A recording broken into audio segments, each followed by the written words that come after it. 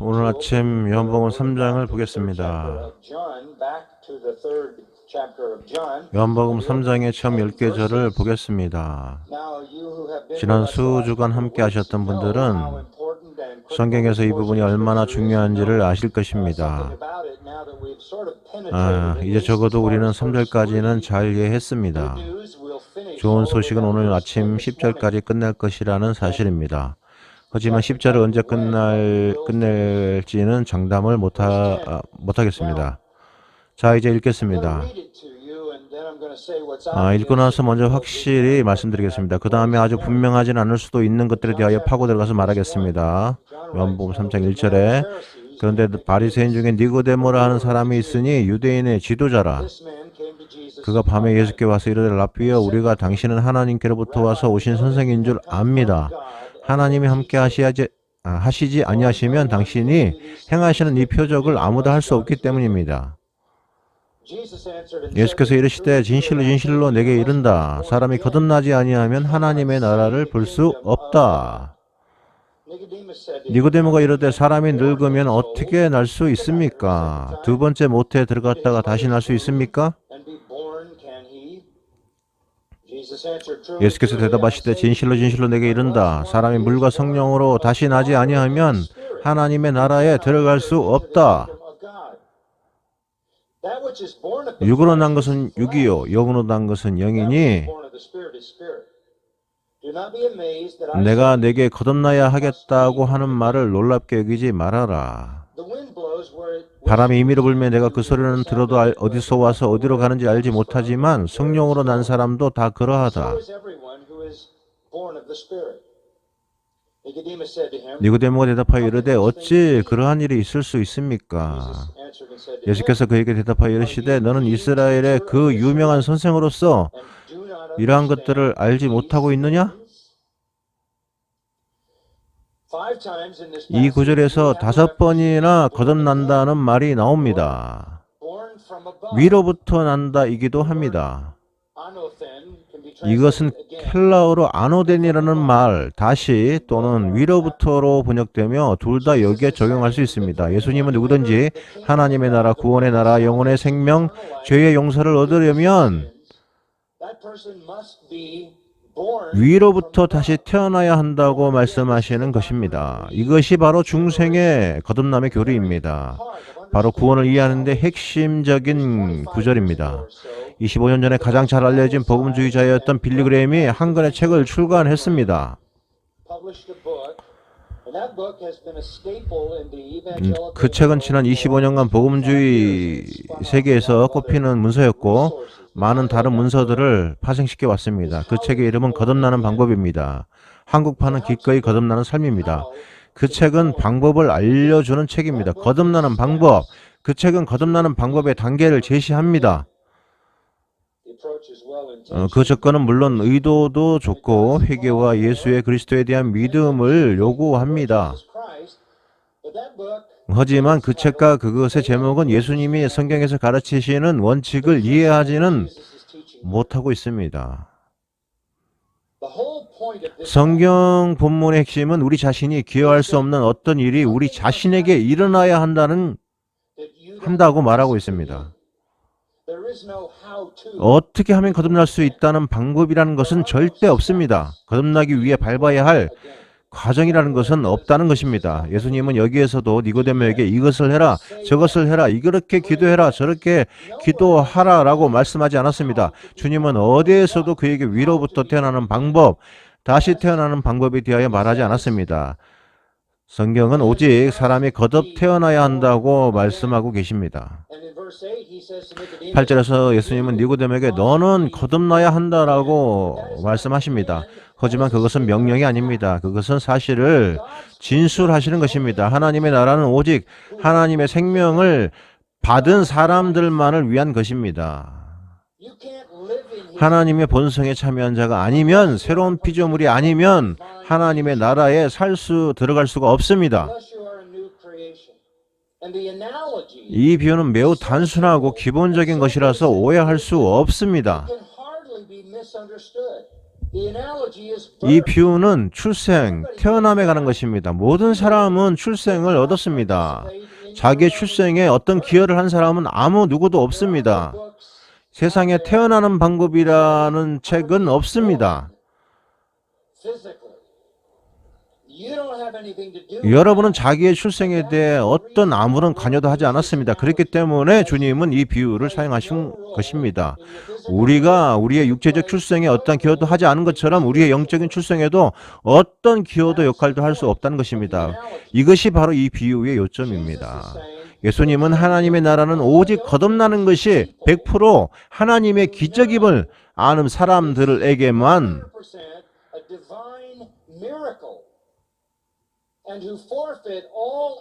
즉 구원을 받으려고 행하는 모든 노력을 포기한 사람들에게 열려 있습니다. 하나님의 나라가 열려 있습니까? 그 나라는 무엇을 의미합니까? 죄 용서, 영원한 생명, 천국, 시간과 영원 속의 축복, 이 모든 것이 구원의 나라에 속해 있습니다. 이 모든 것이 자신들이 거둘 수 없는 오직 하나님께서 하시는 창조에 의해 위로부터 태어난 사람들에게만 가능한 것입니다. 제가 지난 시간에 말씀드렸죠. 신학자들은 이것을 하나님과 인간의 협력, 하나님 혼자 일이심이라고 말하고 있습니다. 이것은 사람과 별개로 하나님이 혼자 하시는 일입니다. 저희는 하나님으로부터 오는 신령한 기적들을 받아들여야 합니다. 그리고 다른 가정은 결코 없습니다. 거듭나는 무작정 따라하기 이런 것은 없습니다. 간단합니다. 그리고 분명합니다. 이 출생의 비유를 사용하신 이유로 착각할 만한 다른 요점은 결코 없습니다. 다시 말씀드리지만 사람이 자기의 육신의 출생에 어떤 기여도 한 바가 없듯이 자기의 영적인 출생에도 어떠한 역할도 할 수 없는 것입니다. 이것을 이해해야 합니다. 우리가 말한 대로 중생 또는 새로 태어남에 대한 이 대화는 세 가지 특징을 나타내고 있습니다. 세 가지 부분으로 나누어질 수 있습니다. 우선 죄인의 근심 부분이 있습니다. 이것은 니고데모입니다. 그리고 니고데모의 근심 그리고 성령의 역사가 있습니다. 이 세 가지 특징을 보면서 본문을 살피고 있습니다.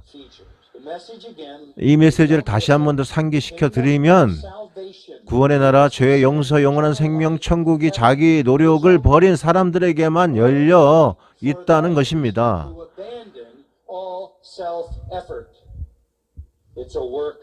그것이 바로 하나님께서 하시는 일인 것입니다.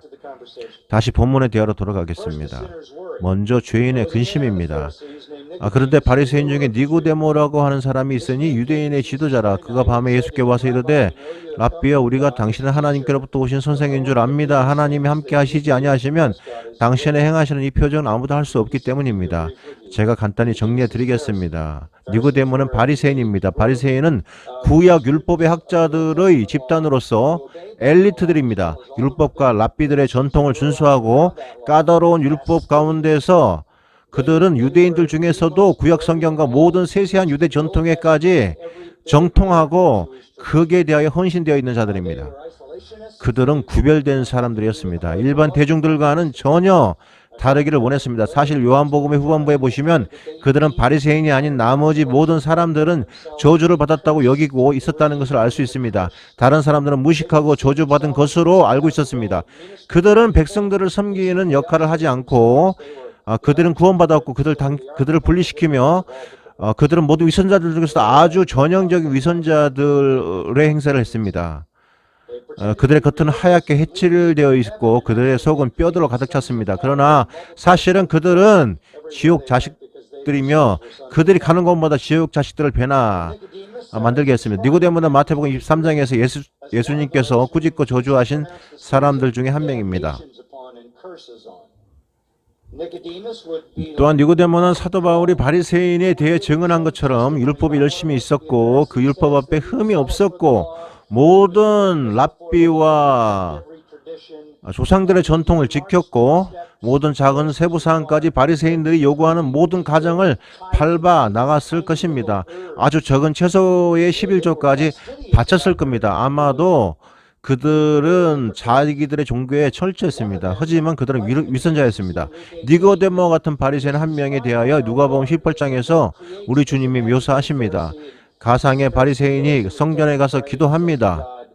하나님의 나는 다른 사람 곧 토색과 불의 간음을 하는 자들과 같이 아니하고 이 옆에 있는 세리와도 같지 않습니다. 나는 이틀에 2번씩 금식하고 또 소득의 11조도 드립니다. 이것이 바리새인입니다. 이것이 니고데모입니다. 그는 그들 중에서 가장 정점에 있는 사람이었습니다. 10절에 보시면 니고데모는 바로 바리새인들 중에 유명한 바로 그 선생이었습니다.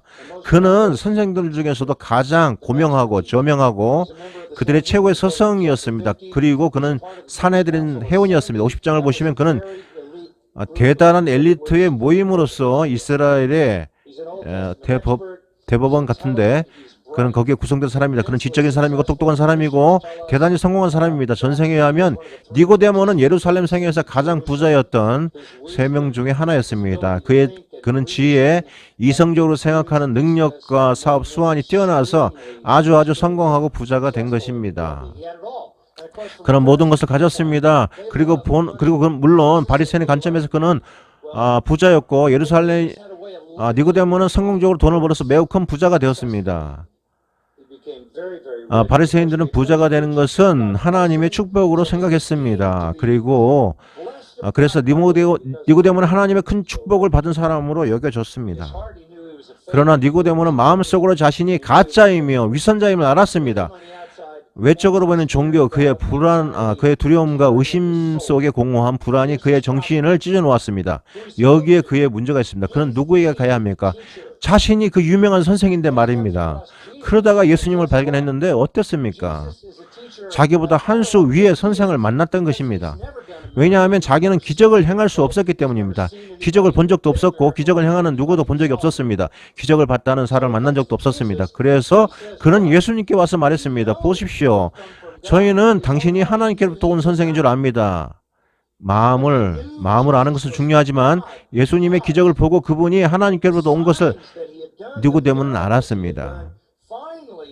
마침내 그는 자기보다 높으신 선생님을 만난 것입니다.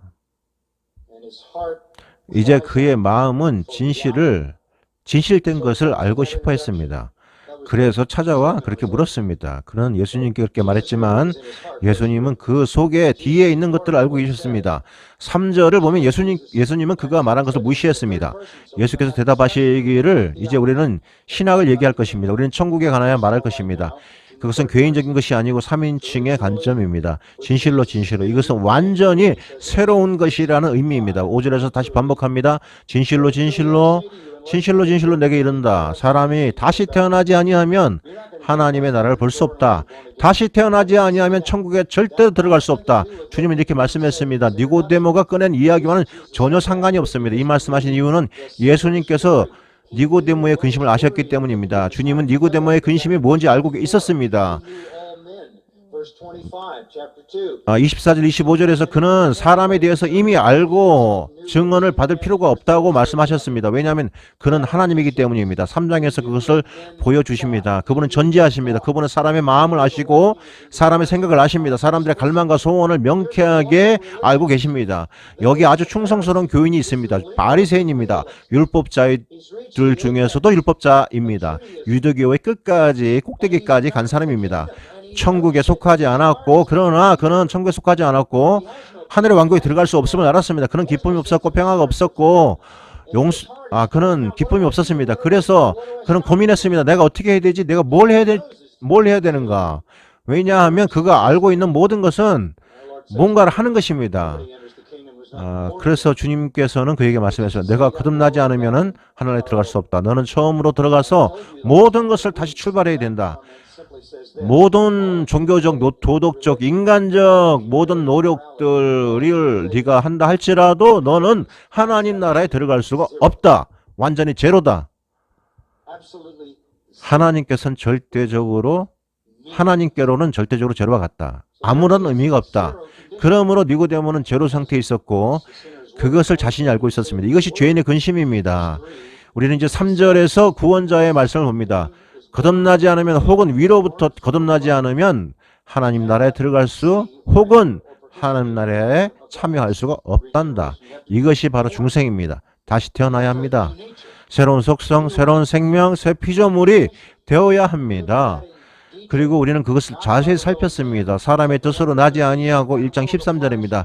육정에 의해서도 아니고 혈통에 의해서도 아니고 오직 하나님께로부터 다시 태어나는 것입니다. 야고보서 1장에서 우리에게 생명을 주신 것이 하나님이라는 것을 우리는 보았습니다. 에베소서 2장에서는 우리를 그리스도와 함께 살리셨다고 되어 있습니다. 디도서 3장은 중생의 시슴을 우리에게 말해줍니다. 베드로전서 1장에서는 거듭나게 하사라고 말씀했습니다. 신약 성경의 다른 부분들에서도 같은 말씀들이 아주 많이 있습니다. 구원은 하늘나라에서 내려오는 하나님의 기적이고 우리는 거기에 기여할 수가 없다는 것입니다. 우리는 세상의 기초가 놓이기 전부터 있었던 선택에 공헌할 수가 없습니다. 우리는 우리의 중생에도 기여할 수가 없습니다. 그것이 바로 하나님께서 하시는 일입니다. 이제 본문으로 돌아갑니다. 4절을 보겠습니다. 3절에서 예수님의 말씀에 대해 니고데모는 어떻게 반응합니까?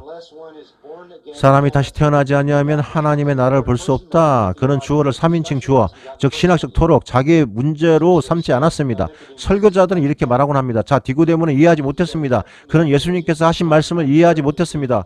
그는 혼란스러웠습니다. 그래서 4절에 니고데모가 사람이 늙으면 어떻게 날 수 있습니까? 엄마 자궁에 들어가서 한 번 더 들어가서 태어날 수 없잖아요. 어떤 사람은 니고데모가 빈정된다고 이 말을 했다고 합니다. 그러나 또 어떤 사람은 우스꽝스럽게 얘기했다고 합니다. 그것은 말도 안 되는 소리입니다. 그는 자신의 무지를 드러내고 있는 것입니다. 주님의 말씀을 믿지 않고 있었던 것입니다. 여기 본문 니고데모는 니고데모는 예수님께서 왜 이런 말씀하십니까? 왜 천국에 가는 말을 말씀하십니까? 왜 저한테 그런 말씀하십니까? 라고 하지 않았습니다. 그는 예수님이 자기 마음을 읽으신 것을 이미 알고 있었습니다. 그리고 예수님이 방금 말씀하셨습니다. 너는 내 자신이 태어난 이래 아무것도 할 수 없었듯이 내가 어떤 일로도 너가 한 일로는 하나님 나라에 들어갈 수가 없단다. 니고데모는 랍비인데 비유와 우화, 말씀, 그림과 예화와 세상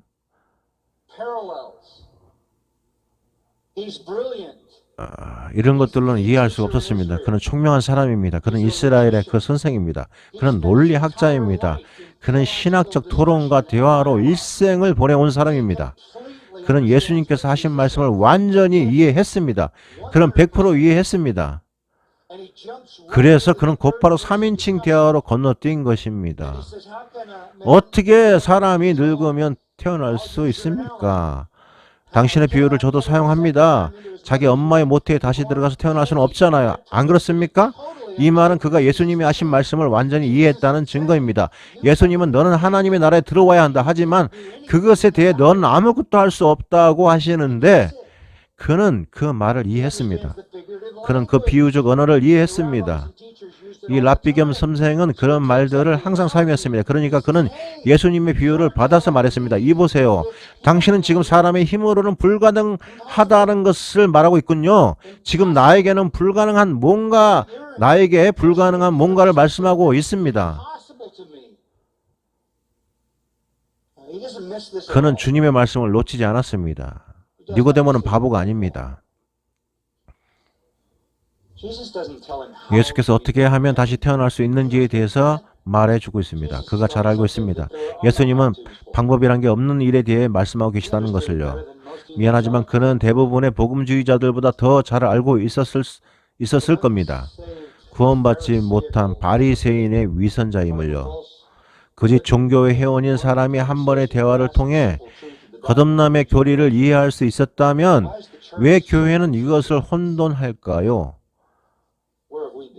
우리는 어디에 있었던 것입니까? 왜 그 많은 설교자들은 사람들에게 거듭나기 위해 밟아야 될 과정들을 가르치고 있습니까? 니고데모는 어떤 율법주의자라도 그랬을 법한 말을 하고 있습니다. 지금 장난하세요? 저는 그 나라에 들어가기 위해 내 일생을 바쳤습니다. 그런데 당신은 그 나라에 들어가는 방법이 내가 할 수 없는 어떤 일이라고 말씀하시고 있군요.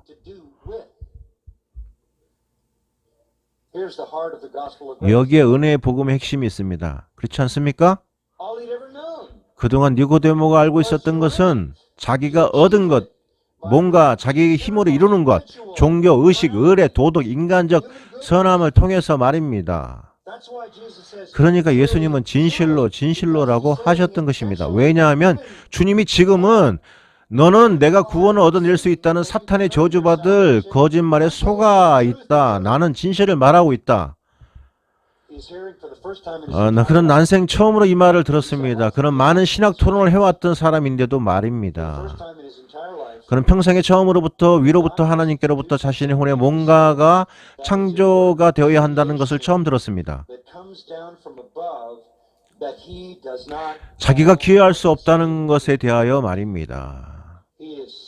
그는 어리둥절했습니다. 너무나도 어리둥절했습니다. 예수님은 이렇게 말씀하실 수는 없었을까요? 그래? 너에게는 너무 큰 일이라는 걸 나는 안다. 미안하다. 내가 너 프로그램을 다시 만들어야 하겠다. 하지만 그렇게 하지 않으셨습니다. 10절에 보시면 말씀하십니다. 너는 이스라엘 선생으로서 이런 일이 일어날 줄을 알지 못했느냐?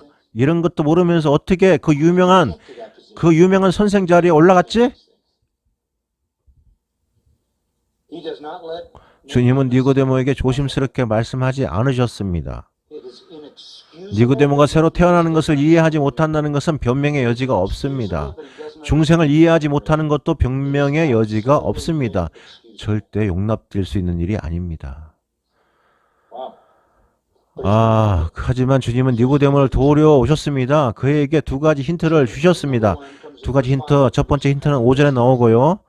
두 번째 힌트는 6절에 나옵니다. 이것은 좋은 가르침입니다. 선생이 어떻게 가르쳐야 하는지 보여줍니다. 그들은 학생을 잘 이끌어줍니다. 그들은 학생들에게 답을 가르쳐주지 않습니다. 다만 그들을 이끌어줍니다. 자, 첫 번째 힌트는 이렇습니다. 이게 너에게 새롭구나, 니고데모. 근데 넌 이스라엘의 그 선생이지? 유명한 그 선생이지? 이것이 새롭니? 다시 말씀드려보겠습니다. 예수께서 대답하시되 진실로 내게 이르노니 아직 3인칭입니다. 아직은 신학을 다루고 있습니다. 진실로 내게 이르노니 이것이 도움이 될까요? 사람이 물과 성령으로 나지 아니하면 하나님 나라에 들어갈 수 없다. 누군가 여러분에게 수수께끼를 냈다고 가정할 때 여러분이 답을 모르면 제일 먼저 무엇을 묻겠습니까? 단서 하나만 줄래? 힌트 하나만 줘봐봐. 니고데모는 막다른 길에 왔습니다. 그는 이제까지 들어보지 못한 말을 들었습니다. 단서 좀 하나 주시면 안 될까요? 예수님께서 말씀하십니다. 내가 단서 하나를 줄게. 사람이 물과 성령으로 나지 아니하면 하나님의 나라에 들어갈 수 없단다. 이제 좀 마음에 와 닿니? 물과 성령 들어봤니? 이것들에 대하여 전통적인 설교들은 말해왔습니다. 물과 성령의 뜻은 이것을 말합니다. 물은 사람의 출생을 말합니다. 아이가 태어나기 전에 양수가 터지니까요. 그리고 먼저 육체적인 출생이 있고 그 다음에 영적인 거듭남이 있는 것이니까요. 그러니까 먼저 물로 태어나고 육체적인 출생을 얘기하고 있습니다. 그 다음에 영적인 출생을 얘기하고 있는 거죠. 정말요? 그러니까 예수님께서 니고데모에게 니고데모야, 너는 너의 존재를 이해해야 되겠지. 먼저 사람은 태어나야 돼. 일단 사람이 아니면 구원을 받을 수가 없으니까. 그렇지 않니? 그러셨겠습니까? 이것은 말도 안 됩니다. 더군다나 양수가 터지는 것은 현대 사람들이 하는 말인 것입니다. 히브리 사람들은 그런 표현을 쓰지 않습니다. 그들은 그런 것을 알지도 못했죠. 의로 지식에 대한 말이 아닙니다. 주님의 말씀은 그런 뜻이 아닙니다. 다른 설교에서 말합니다. 물은 침례를 말합니다. 유명한 해석입니다. 성경 해석가들은 몇 페이지씩이나 말하고 있습니다. 왜냐하면 여기 안 나오니까요. 만들어내서 설명을 해야 하거든요. 그들은 기독교의 침례를 내세웁니다. 그것은 사도행전 2장에서 가서야 나오는 것입니다. 니고데모는 기독교의 침례를 알지도 못했습니다. 그런데 여기서 물이 침례를 얘기하고 있습니까? 아니죠. 니고데모의 전문 분야는 무엇일까요? 그는 어디에서 살았고 이동하고 존재했습니까? 그는 바로 구약 성경 안에서입니다. 뭐 좀 생각나는 게 없니? 니고데모야. 뭐 생각나는 것이 없니? 보십시오. 그는 구약 성경을 잘 아는 사람입니다. 그는 아마도 구약 성경의 많은 부분들을 암기하고 있었을 겁니다. 선지자들 잘 알고 있었습니다. 그는 압니다. 물과 성령을요. 그의 생각이 어디를 갈까요? 에스겔서 36장을 보시면 됩니다. 여기 구약 성경 전체에서 가장 놀라운 말씀 안에 한 가지 원칙이 있습니다. 이스라엘에 적용되는 하나님의 구원의 방식을 물론 잘 설명해 줍니다. 하지만 마찬가지로 이방인에게도 똑같이 적용되는 구원의 방식입니다. 그리스도를 믿게 되는 유대인도 그렇고요. 어떻게 구원이 이루어지는지 보십시오. 에스겔서 26장 25절입니다. I will, 내가 할 것이다. 이것은 하나님이 하시는 것입니다. 오직 하늘로부터 하나님만 홀로 하나님께서만 하시는 일입니다. I will을 5번 보시게 될 것입니다. 하나님이 말씀하십니다.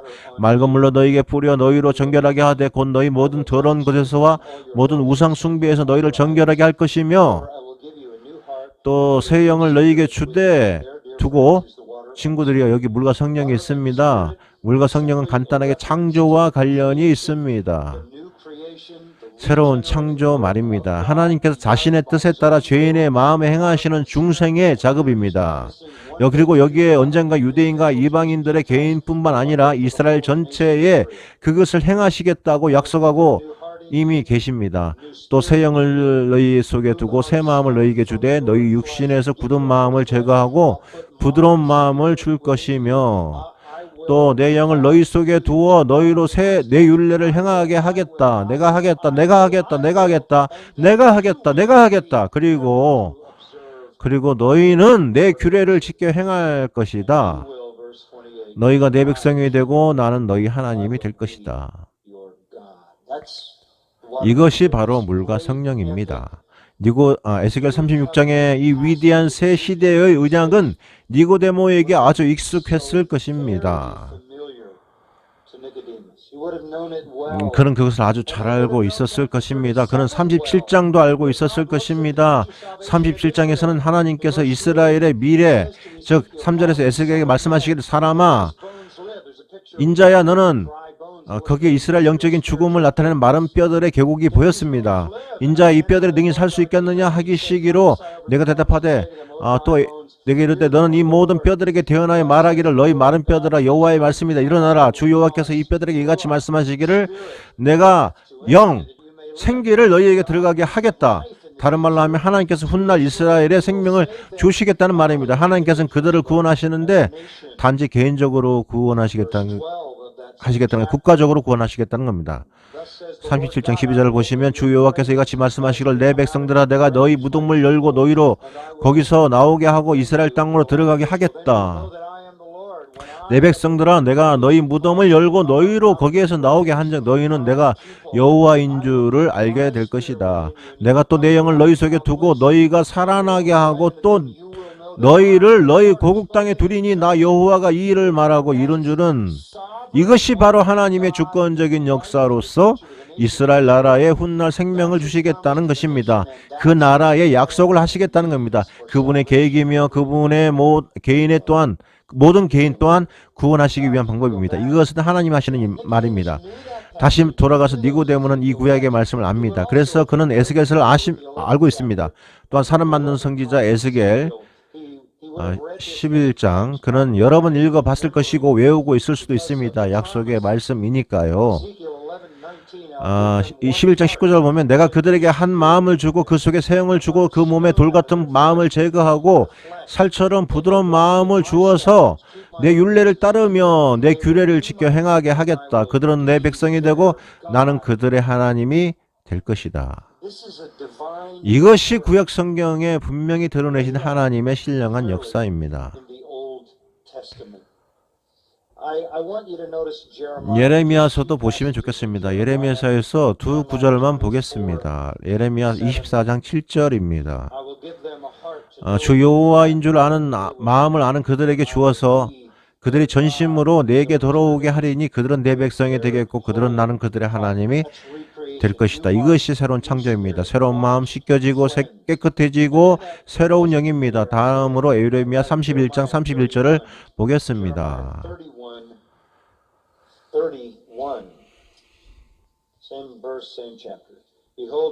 여호와의 말씀이다. 보라, 날이 이르니 내가 이스라엘 집과 유다의 집에 새 언약을 맺을 것이다.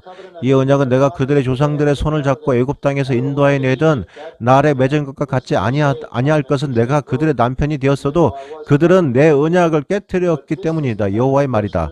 그러나 그날 후로 내가 이스라엘 집과 맺을 언약은 이러하다. 곧 내가 나의 법을 그들의 속에 두며 그들의 마음에 기록하고 나는 그들의 하나님이 되고 그들은 내 백성이 될 것이다. 이것이 여호와의 말씀이다. 나는 새로운 백성을 창조하겠다. 그들에게 새 영을, 새 마음을 주겠다. 그들을 씻기고 깨끗이 하고 이것이 모든 새 언약의 언어입니다. 이제 그것에 대한 설명을 보겠습니다. 시편 51편을 봅시다.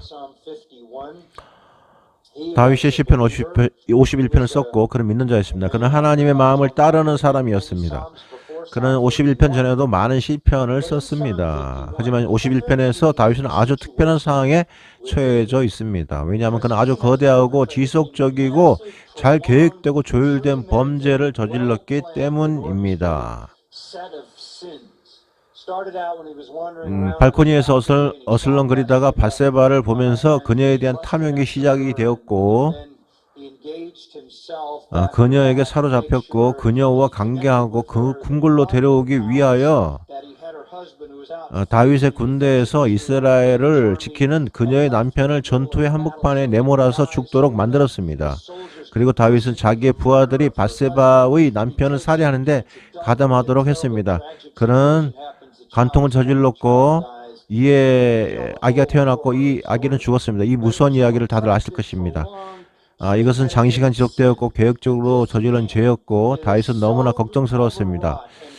다윗은 초라한 상황에 부딪혔습니다. 마치 구원받지도 못한 사람처럼 말입니다. 그가 하나님과 무관한 사람처럼 되었습니다. 51편에서 그는 하나님께 부르짖었습니다. 하나님이여, 주의 인자를 따라 내게 은혜를 베푸시며 주의 많은 긍휼을 따라 내게 내 모든 죄악을 지워 주십시오. 그는 마치 회심하지 않은 사람처럼 기도합니다. 나의 죄악을 맑게 씻기시며 나의 죄를 깨끗이 제하소서. 이것이 새 언약입니다. 새 언약의 언어입니다. 그는 충성하지 못한 죄인처럼 말합니다. 그의 마음이 그래했기 때문입니다. 내가 주께만 범죄하여 주의 목전에 악을 행하였습니다. 내가 죄악 중에 출생하였습니다. 어머니가 죄 중에 나를 잉태하였습니다. 자기 어머니가 부정하게 임신했다는 말이 아닙니다. 그는 모태 있을 때부터 자신이 죄 중에 있었다는 것을 말하고 있는 것입니다. 보소서, 주께서는 중심의 진실함을 원하시오니, 다른 말로 나는 내면에 다른 사람이 되기를 원합니다라는 뜻입니다. 우슬초로 나를 정결케 하십시오. 내가 정하여질 것입니다. 나의 죄를 씻어주십시오. 내가 눈보다 희어질 것입니다. 10절을 보시면 하나님의 내 속에 정한 마음을 창조하시고 내 안에 정직한 영을 새롭게 하소서. 나를 주 앞에서 쫓아내지 마시고 주의 성령님을 여기서 쫓아내지 마십시오. 이것이 새 언약입니다.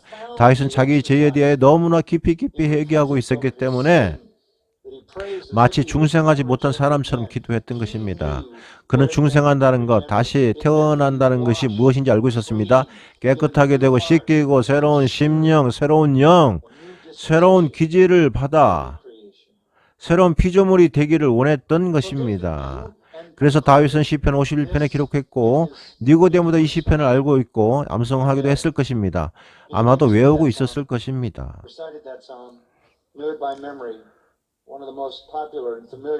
모든 시편 중에 가장 유명하고 친숙한 것입니다.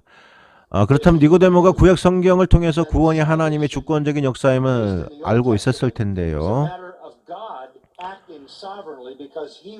왜냐하면 하나님께서 하실 것이다. 하나님께서 하실 것이다. 그분이 새로운 심령을, 새 기질을 주실 것이다. 위로부터 씻어주시고 깨끗이 하실 것이라고 말씀했습니다. 그런데 그가 어떻게 자기가 행한 뭔가에 의해 구원받을 수 있다는 사탄의 저주받을 거짓에 속을 수 있을까요? 예수님은 그를 봐주지 않았습니다. 너는 이스라엘 선생으로 이러한 것들을 알지 못하느냐? 변질된 유대교는 새 언약의 진리를 무시하고 자신이 스스로 구원할 수 있다는 사탄의 거짓을 믿었습니다. 그것이 바로 율법주의입니다. 그것이 첫 번째 히트입니다. 두 번째를 보기 위해 요한복음 3장 6절로 돌아갑시다. Now we're going to reason a little. 우리 이제 조금 이해가 갑니다. That which is born of the flesh is 육으로 난 것은 육이요. 여기 보겠습니다. that which is born of the flesh is. 육으로 난 것은 육이요. 이것이 두 번째 That's the second 힌트입니다. hint. Nicodemus, 니고데모야, there's a 너와 너의 종교 제도가 간과하는 근본적인 원칙이 있단다. all that the flesh 육이 만들어낸 모든 것은 무엇입니까? 육입니다. you can't get from flesh. 육으로부터는 영을 얻을 수가 없습니다. Can't do that. 그럴 수가 없습니다. What he's 예수님은 기본적으로 니고데모가 구약 성경의 죄의 원리를 이해하지 못하는 것을 지적하셨습니다. the Old Testament doctrine of 구약 성경의 완전한 타락, 전적 무능, the 옳은 것을 행하지 unwillingness of 않는 the 죄인에 sinner. 대한 것들을요. Nicodemus, how can you be the 니고데모야, 중생의 씻음, 말씀의 씻음, 새로운 마음과 새 영을 주고 마음의 성령을 심어주는 새 구원의 언약을 모르고서 내가 어떻게 그 유명한 선생일 수 있지? planting the Holy Spirit in the heart? How can you not know that that's a 그것이 하나님께서 하시는 일이며 구약 성경에 드러나 있다는 것을 어떻게 모를 수 있니? 육으로 난 것은 오직 육이라는 것을 어떻게 모를 수 that's a 있냐 말이다. 그것이 힌트입니다. 니고데모는 한번 생각을 했을까요? 니고데모가 아주 익숙하게 생각했을 부분은 아마도 창세기 6장일 것 같습니다. 하나님께서 세상을 멸하시는 이유를 설명해 주시는 부분입니다. 제가 온 세상이라고 말할 때 그것은 모든 수백만 명의 사람들을 말합니다. 그들은 모두 익사할 것이었습니다. 노아 그의 아내와 그의 세 아들과 며느리까지 이렇게 해서 8명만이 하나님께서 은혜로 믿음을 통해 의롭다 하심을 얻었습니다. 하지만 나머지 모든 인생들은 익사했습니다. 왜 그랬습니까? 여기가 모든 인간 종족이 끝나는 대목입니다. 3절을 보면 여호와께서 이르시되 나의 영이 영원히 사람과 함께하지 아니하리니 이는 그들이 육신이 되었기 때문이다. 이것이 문제입니다. 이것이 예수님께서 말씀하신 육, 플래시. 이것은 타락하여 부패하고 죄로 물든 인간성에 대한 단어입니다. 그리고 나서 5절에 보면 하나님이 육신이 무엇을 만들어내는지 말하고 계십니다. 여호와께서 사람의 죄악이 세상에 가득함과 그의 마음으로 생각하는 모든 계획이 항상 악할 뿐임을 보시고, 이것이 성경이 분명하게 보여주는 인간 타락에 대한 진술입니다. 모든 마음의 생각과 의도가 모든 생각들이, 모든 마음들이 지속적으로 악할 뿐이었습니다. 육신은 오직 그것만을 만들어낼 수 있습니다. 그게 만들 수 있는 전부이기 때문입니다. 여러분이 하나님 나라에 들어가고 싶다면 여러분은 새로운 마음이 필요합니다. 창세기 8장을 보십시오. 홍수가 빠지기 시작했습니다. 모든 인간 종족은 익사했습니다. 우리는 8장에 와서 우리는 더 나은 세상을 기대합니다. 20절에서 노아는 제단을 만듭니다. 동물들을 취해서 하나님께 제물을 드렸습니다. 그것은 노아가 자신을 뭐라고 생각했다는 것입니까? 죄인입니다. 그렇기 때문에 희생 제물을 드린 것입니다. 주님은 그 향기를 받으시고 그 중심에 이르시되 내가 다시는 사람으로 말미암아 땅을 저주하지 아니하리니. 그런데 보십시오. 이는 사람의 마음에 계획하는 바가 어려서부터 악함이라. 달라진 게 별로 없습니다. 하나님께서 우리에게 물로 벌하시지 않기로 한 것 외에는 달라진 것이 없습니다. 니고데모야, 너는 알고 있지? 물론 알았겠지? 사람은 어떤 것도 하나님을 기쁘시게 하지 못한다는 것을 이제 알겠니? 니고데모야, 욥기를 잘 기억하겠지? 욥의 증언을 너는 잘 알고 있지? 14장 4절에서 누가 깨끗한 것을 더러운 것 가운데서 낼 수 있으리까? 하나도 없습니다. 너는 15장에서 엘리바스가 한 말을 기억해라. 사람이 어찌 깨끗하겠느냐? 여인에게서 난 자가 어찌 의롭겠느냐?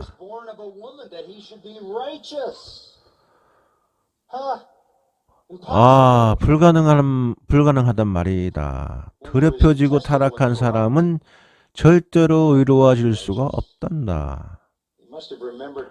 너는 25장의 발다시 한 맛을 기억해봐라. 하나님 앞에서 사람이 어찌 어렵다 하며 여자의 기도한 자가 어찌 깨끗하다 하겠느냐. 보라, 그의 눈에는 달이라도 빛을 발하지 못하고 별도 빛나지 못하겠거든. 하물며 구더기 같은 인생, 벌레 같은 인생이겠느냐.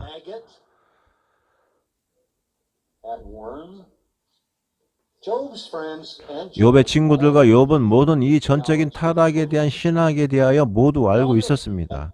그들 모두는 알고 있었습니다. 욥기는 창세기 근처에 족장시대에 쓰여졌습니다. 이것은 새로운 정보는 아닙니다. 제가 읽어드린 시편 51편 5절에도 다윗이 한 말은 새로운 것이 아닙니다. 내가 제약 중에 출생하였고 어머니가 제약 중에서 나를 출생했습니다. 니고데모가 이 구절 알았을까요? 이사야서 64장 6절입니다. 우리는 다 부정한 자 같아서 우리의 의는 다 더러운 옷 같으며 우리는 다 잎사귀 같이 시들므로 우리의 제약이 바람같이 우리를 몰아갑니다. 우리 주의 이름을 부르는 자가 없으며 우리의 제약으로 말미암아 우리가 소멸되게 하셨음이니이다. 7절입니다. 이것이 구약 성경이 가르쳐주는 인간의 타락입니다. 그리고 우리는 좋은 친구 에레미야도 뺄 수 없습니다. 17장 9절에서 만물보다 심히 부패한 것은 마음이라.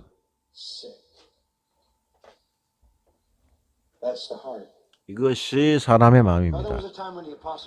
사도 바울은 자기가 거룩하다고 생각한 적이 있었습니다. 자기가 어렵다고요? 저는 정말 그렇게 생각했습니다. 그런데 그가 진리를 만났을 때 그는 자신의 모든 의가 배설물 같다고 말하고 있습니다. 이것이 빌립보 3장에 나와 있습니다. 그는 구약 성경의 원리를 알게 되었습니다. 로마서 3장을 보십시오. 로마서 3장은 바울은 모든 인간을 고소하고 있습니다. 유대인과 이방인들을 그들의 죄에 대해서 이방인들이 죄인들인가 유대인들이 동일하게 죄인들임을 말하고 있습니다. 자기 주장을 증명하기 위하여 로마서 3장 10절로 시작하여 구약 성경의 구절들을 인용하고 있습니다. 10절에서 시작해서 18절까지 갑니다. 그 구절들은 구약 성경에서 직접 가져온 것들입니다. 대부분 시편과 이사야의 글입니다. 바울이 말합니다. 내가 죄를 정의하겠다. 의인은 없나니 하나도 없으며 깨닫는 자도 없고 하나님을 깨닫는 자도 없으며 다 지우쳐 함께 무익하게 되고 선을 행하는 자는 없나니 하나도 없도다. 그들의 목구멍은 열린 무덤이요 그 혀로는 속임을 일삼으며 그 입술에는 독사의 독이 있고 그 입에는 저주와 악독이 가득하며 그의 발은 피 흘리는데 빠른지라 파멸과 고생이 그 길에 있고 평강의 길을 알지 못하였다. 그들의 눈앞에 하나님을 두려워함이 없느니 이 말씀들에 대한 구약 성경에서의 죄에 대해 뭐가 문제입니까? 니고데모 전에 바리새인이었던 바울도 이 모든 말씀을 알았고 마침내 빛을 보았는데 20절을 보십시오. 그러므로 율법의 육행위로 그의 앞에서 의롭다 하심을 얻을 육체가 없다. 육은 육을 낳을 뿐 더 이상 무엇을 할 수 없습니다. 율법과 선지자들 즉 구약의 증거를 받은 것들이 있습니다. 구약 성경은 모든 죄에 대한 것들에 대하여 가르치고 있습니다. 그래서 구약 성경은 무엇을 가르칩니까? 구원은 하나님께서 은혜로 하시는 주권적인 행위라는 것입니다. 하나님께서도 어떠한 인간적인 부분에 대하여 사람이 필요한 것은 완전히 영적인 출생이 필요합니다. 니고데모는 씻겨야 됩니다. 그는 변화되어야 되고 그의 마음은 새 마음을 바뀌어야 합니다. 하나님의 나라에 들어가려면 그런 내면에 성령이 심겨져야 합니다. 그런데 그것은 사람이 할 수 없는 것입니다. 왜냐하면 그는 육이고 육은 오로지 육만 나올 수 있기 때문입니다. 그래 니고데모야 너는 이스라엘의 그 선생으로서 어떻게 이런 것을 모르고 있니? 주님은 봐주지 않습니다. 주님이 말씀하십니다. 7절에서 놀랍게 여기지 말아라. 내가 한 말에 대해서 왜 놀라느냐? 이제 2인칭으로 돌아왔습니다. 너는 거듭나야 한다. 너는 이 일이 있기 전에는 그 나라에 들어갈 수가 없단다. 너는 그 일에 기여할 수가 없다. 왜냐하면 너는 육이기 때문이다. 육은 하늘나라에 들어갈 수 없단다. 이것은 하나님의 주권적인 은혜 그리고 그리스도의 복음과 별개인 모든 종교에 대한 맹렬한 비난입니다. 놀라지 말아라. 왜 놀라느냐? 너는 구약 성경을 알고 있지 않니? 너는 사탄의 거짓말을 믿어서 눈이 멀어 있다. 이것은 마지막 요점으로 인도합니다. 죄인의 근심 구원자의 말씀에서 이어서 마지막 주제의 성령의 역사입니다. 영으로 난 것은 영이다. 이것은 오직 성령님께서 하시는 일입니다. 그러면 어떻게 하시는 일입니까? 8절을 보십시오. 바람이 임의로 불매 내가 그 소리는 들어도 어디로 와서 어디로 가는지 알지 못한다. 성령으로 태어난 사람도 다 그러하다. 이것은 또 하나의 비유입니다. 들어보십시오. 영적인 출생은 완전히 죄인의 손밖에 있습니다. 내가 바람을 조절할 수 있니? 없지 않니? 그것은 위로부터 온단다. 너는 바람을 불러들일 수 없다.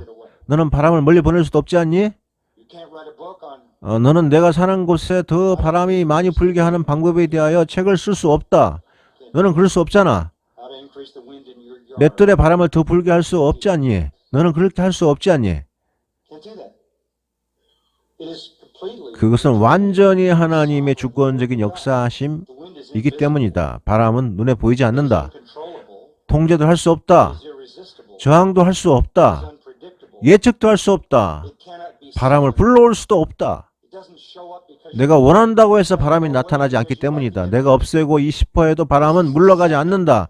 이것이 우리 주님께서 똑똑하고 날카롭고 명석하고 논리적인 랍비에게 사용하신 두 번째 비유입니다. 그가 공언할 수 있는 부분이 아무것도 없다는 것을 말하고 있는 것입니다. 이것은 저항할 수 없는 하나님의 완전히 주권적인 은혜입니다. 5장 21절에 아들도 자기가 원하는 자를 살리느니라. 같은 절에 아버지께서 죽은 자들을 일으켜 살리신 같이 그것은 하나님과 그 아들의 뜻과 성령의 능력입니다. 그것은 분명한 하나님의 역사하심입니다. 이것이 니고데모에게는 너무도 새로운 것이었습니다. 알고 있는 모든 것과는 상반되는 것이었죠.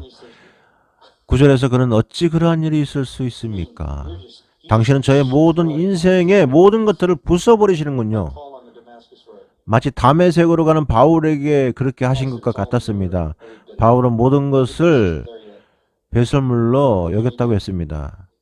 그가 무엇을 할 수 있겠습니까? 그는 아무것도 할 수 없습니다. 아무것도요. 여러분이 그에게 무슨 일이 일어났어요? 하고 물으신다면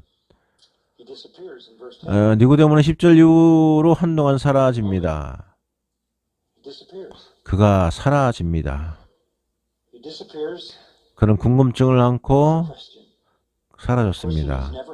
그는 평생 동안 한 번도 궁금해 본 적이 없는 질문을 마음에 품고 그에 대한 대답을 듣고 사라졌습니다. 내가 어떻게 해야 되지? 나는 아무것도 할 수 없다고 하는 말을 들었는데 내가 이해할 수 없네. 내가 이제 뭘 해야 하는 거지? 니고데모에게 무슨 일이 일어났습니까? 무슨 일이 생겼죠? 지금으로서는 그가 사라졌습니다. 근데 그는 7장에서 다시 살아났습니다. 나타났습니다. 예수님이 갈릴리에 계시고 유대인들은 예수님을 죽이고자 하십니다.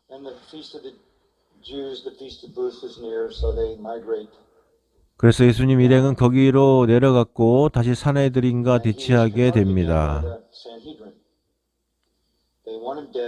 그들은 예수님을 죽이고자 합니다. 예수님은 성전에서 설교하고 가르치시고 계셨습니다. 28절을 보면 사람들이 들으면서 온갖 것들을 말합니다.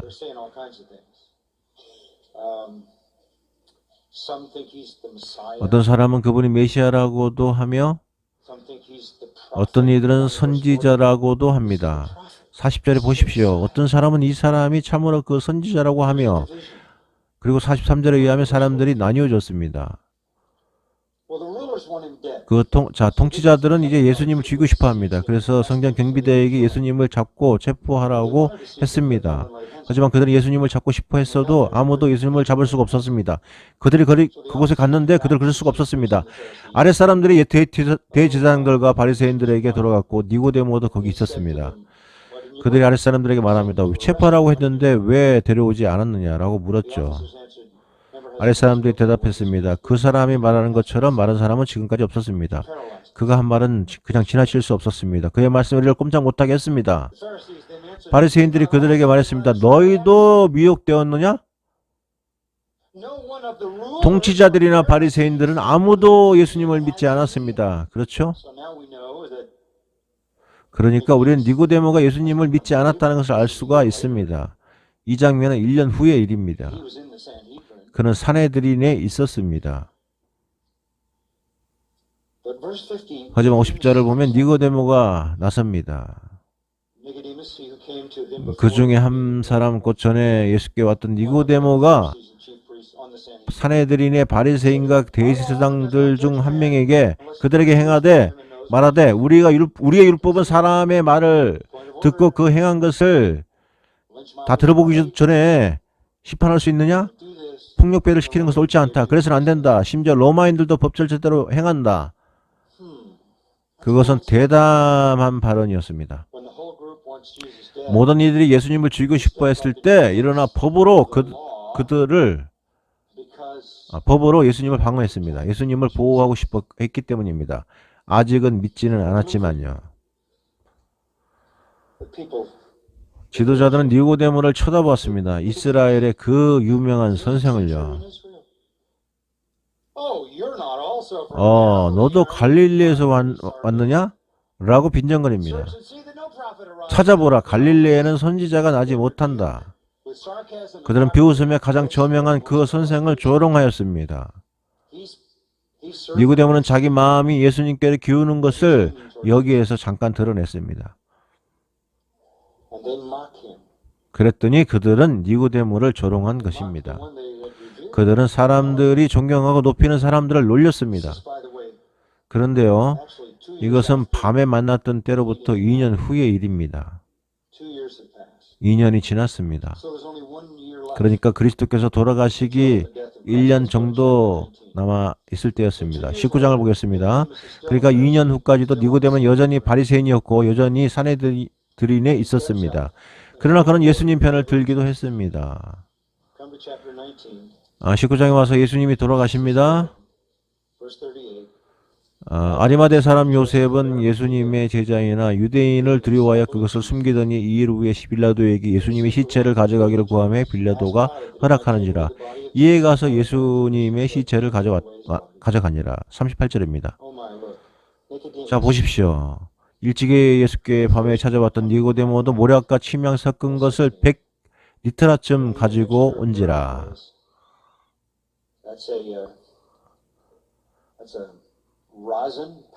이것은 송진가루인데 그들은 시체에 뿌려서 냄새를 줄이려고 사용했습니다. 침향은 백단 향수의 일종입니다.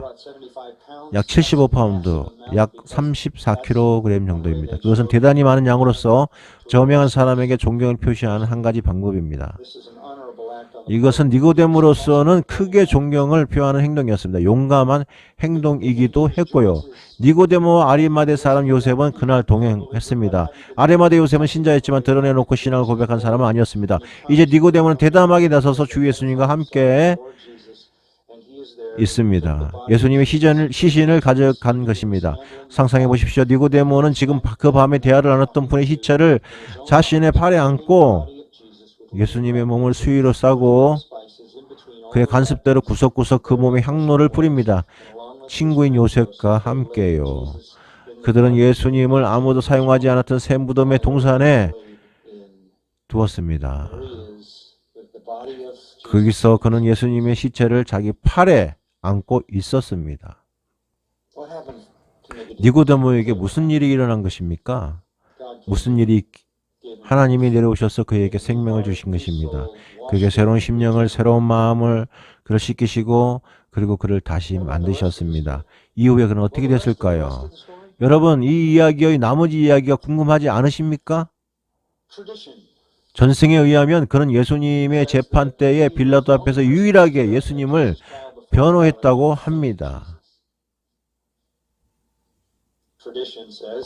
전승에 의하면 그는 베드로와 요한에게 침례를 받았다고 합니다. Tradition says 전생에 의하면 그는 담대하게 예수를 자기의 주로 고백하였고 그 결과로 자기의 집무실을 빼앗기고 deprived of his office, deprived of his position, 선생으로서의 지위와 모든 재산을 빼앗겼다고 합니다. fortune, all his property, all his possessions, and he was banished from Jerusalem. 그는 자신이 헌신했던 사내들인에 의하여 예루살렘에서 쫓겨났습니다. He was reduced, living 그는 outside 몰락했고 the 도시 city, 밖에서 살았습니다. 그들의 가족들은 극도로 가난해진 채로 도시에 남았습니다. 놀라운 한 이야기가 전해지는데 그의 딸이 너무 가난해서 곡식 조각들을 찾아 먹고 살려고 배설물 더미를 파헤치고 있었는데 for pieces of grain to eat and survive. And a rabbi 한 랍비가 지나가다가 그것을 보고서 동정심에 일어나서 물었습니다. said, "Who are you?" And 너는 누구냐? said, "I'm the daughter of Nicodemus." 그녀가 대답했습니다. 저는 니고데모의 딸입니다. 랍비가 다시 묻습니다. 내 아버지는 어떻게 되었느냐? 딸이 대답합니다. 그는 예수를 따르다가 추방되었습니다.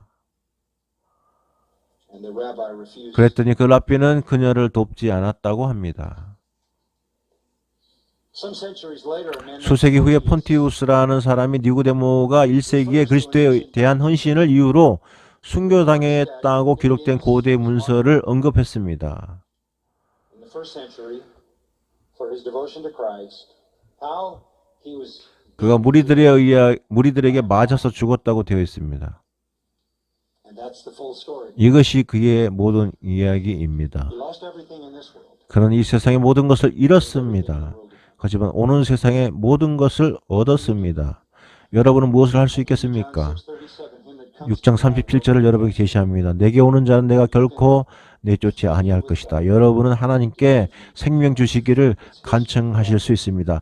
이것은 그분의 특권입니다. 하지만 여러분은 기도하실 수 있고 그분은 그 정직한 기도를 거절하지 않으십니다. 여러분은 누가복음 18장의 세리와 같이 기도할 수 있습니다.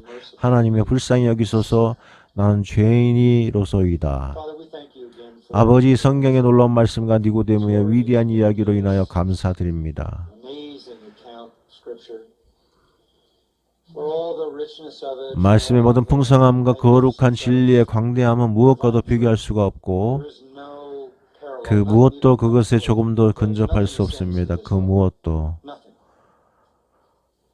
This is the greatest treasure. 세상에서 가장 위대한 보물이며 가장 중요한 것입니다. 거룩한 진리이며 Sweeter than honey from 어떤 honeycomb, 꿀보다도 더 precious 달고 gold, 금보다도 더 most 귀하고 금보다 더 순수합니다. Thank you for the sweetness. 거룩한 진리를 이해할 때 만나는 그 달콤함과 고귀함과 비할 데 없는 기쁨으로 인하여 divine truth. 감사합니다. We understand it. We get it. 우리는 이해합니다. 그리고 깨닫습니다. 지혜로운 자들에게는 숨기시고 당신의 영광을 위하여 아이들에게는 드러내셨습니다. Your glory, Lord. 오직 당신의 영광을 I 위하여. pray for those 여기에 있는 who 니고데모 같은 이들을 위하여 기도합니다. maybe religious, 종교적이고 도덕적이지만 근심하고 but worried, 두려워하고 fearful, 의심하는 사람들, doubtful, knowing the hypocrisy of their own hearts. 자기의 마음이 위선적임을 아는 이들, 그 나라에 속하지 않았음을 아는 이들을 위해서 기도합니다. 당신의 영광을 위하여 자비를 베풀어 주십시오.